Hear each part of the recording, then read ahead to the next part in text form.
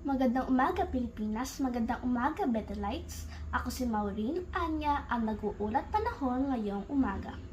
Narito ang pagtataya ng panahon ngayong Sabado, Setyembre 14, 2024. Inaasahan ang paulap na kalangitan na may kalat-kalat na pag-ulan sa buong Metro Manila dulot ng habagat na umiiral sa kanlurang bahagi ng Luzon.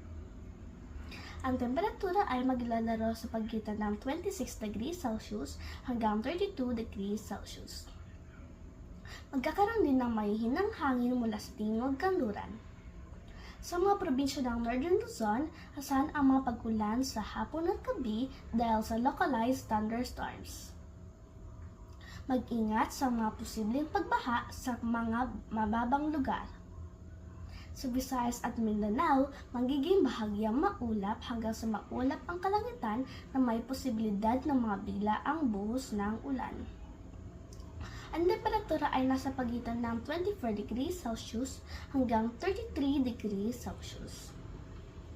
Babala sa bagyo. Wala pang inaasahang bagyo sa loob ng Philippine Area of Responsibility sa susunod na 3 araw. Magdala ng payong at mag-ingat sa paglabas ng bahay, lalo na kung may posibilidad ng malakas na ulan. Hanggang sa muli, Betelites. Nag-uulat Maureen Anya.